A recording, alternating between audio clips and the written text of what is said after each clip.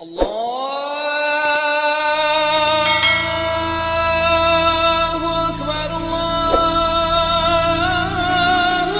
أكبر بسم اللہ الرحمن الرحیم۔ ڈیلی اسلامک سرچ کے معزز دوستوں کو حسن نذیر کا سلام ہو۔ حسب روایت نئے آنے والے معزز دوستوں سے گزارش ہے کہ وہ ہمارے چینل کو سبسکرائب کر دیں اور ساتھ ہی بیل آئیکن کو بھی دبا دیں تاکہ ہر نئی آنے والی ویڈیو کا آپ کو بر وقت نوٹیفیکیشن مل سکے اور آپ تک اسلامی معلومات کی رسائی ممکن ہو سکے۔ دوستو، ایک دفعہ خلیفہ ہارون رشید کے دور میں بہت سخت قحط پڑ گیا۔ اس قحط کے اثرات سمرقند سے لے کر بغداد تک اور کوفہ سے لے کر مراکش تک ظاہر ہونے لگے۔ ہارون رشید نے اس قحط سے نمٹنے کے لیے تمام تدبیریں آزما لیں۔ اس نے غلے کے گودام کھول دیے، ٹیکس معاف کر دیے، پوری سلطنت میں سرکاری لنگر خانے قائم کر دیے اور تمام امیر اور تاجروں کو متاثرین کی مدد کے لیے متحرک کر دیا۔ لیکن اس کے باوجود عوام کے حالات ٹھیک نہ ہوئے۔ ایک رات ہارون رشید شدید پریشانی کے عالم میں تھا۔ اسے نیند نہیں آ رہی تھی۔ پریشانی کے اس عالم میں اس نے اپنے وزیر اعظم یحییٰ بن خالد کو طلب کیا۔ یحییٰ بن خالد ہارون رشید کا استاد بھی تھا۔ اس نے بچپن سے بادشاہ کی تربیت کی تھی۔ ہارون رشید نے یحییٰ بن خالد سے کہا، استاد محترم، آپ مجھے کوئی ایسی کہانی، کوئی ایسی داستان سنائیں جسے سن کر مجھے قرار آ جائے۔ یحییٰ بن خالد مسکرایا اور عرض کیا، بادشاہ سلامت، میں نے اللہ کے کسی نبی کی حیات طیبہ میں ایک داستان پڑھی تھی۔ یہ داستان مقدر، قسمت اور اللہ کی رضا کی سب سے بڑی اور شاندار تشریح ہے۔ آپ اگر اجازت دیں تو میں وہ داستان آپ کے سامنے دہرا دوں۔ بادشاہ نے بے چینی سے فرمایا، یا استاد، آپ فوراً سنائیے، میری جان حلق میں اٹک رہی ہے۔ یحییٰ بن خالد نے عرض کیا کہ کسی جنگل میں ایک بندریا سفر کے لیے روانہ ہونے لگی۔ اس کا ایک بچہ تھا، وہ اپنے بچے کو ساتھ نہیں لے جا سکتی تھی۔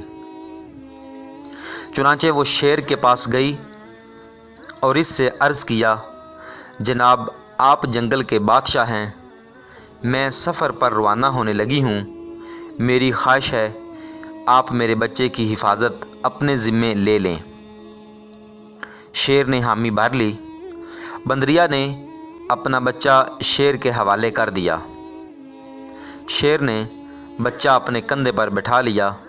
بندریا سفر پر روانہ ہو گئی۔ اب شیر روزانہ بندر کے بچے کو کندھے پر بٹھاتا اور جنگل میں اپنے روزمرہ کے کام کرتا رہتا۔ ایک دن وہ جنگل میں گھوم رہا تھا کہ اچانک آسمان سے ایک چیل نے اڑان لگائی، شیر کے قریب پہنچی، بندریا کا بچہ اٹھایا اور آسمان میں گم ہو گئی۔ شیر جنگل میں بھاگا دوڑا لیکن وہ چیل کو نہ پکڑ سکا۔ یحییٰ بن خالد نے خلیفہ ہارون رشید سے عرض کیا، بادشاہ سلامت، چند دن بعد بندریا واپس آئی اور شیر سے اپنے بچے کا مطالبہ کر دیا۔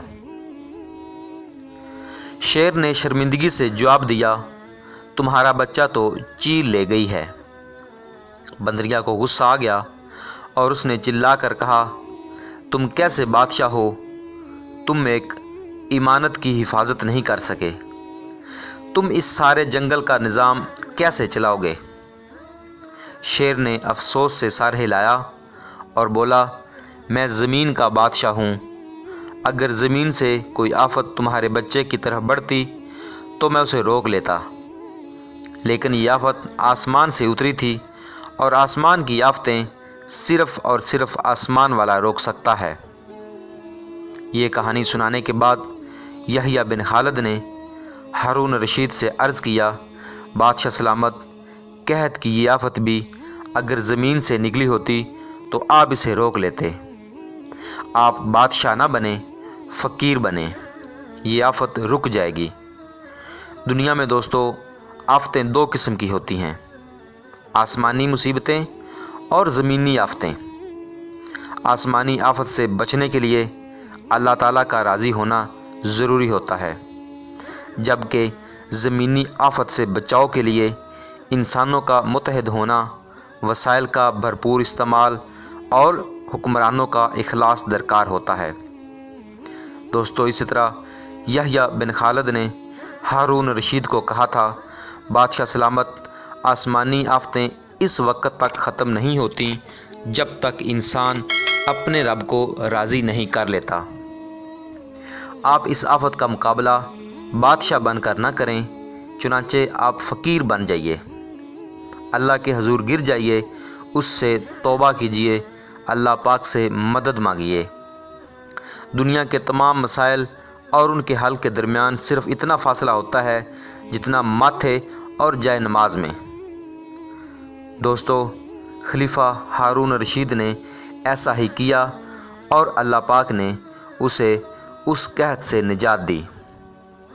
دوستو لیکن افسوس، ہم اپنے مسائل کے حل کے لیے 7 سمندر پار تو جا سکتے ہیں، لیکن ماتھے اور جائے نماز کے درمیان موجود چند انچ کا فاصلہ طے نہیں کر سکتے۔ اور حرف آخر میں اللہ پاک سے دعا ہے کہ اللہ پاک ہم سے راضی ہو جائے، اپنے وطن میں سب کو روزگار دے، اور جو آج کورونا کی صورت میں آسمانی بلا آئی ہے، اللہ پاک اس سے چھٹکارا دے۔ آمین ثم آمین۔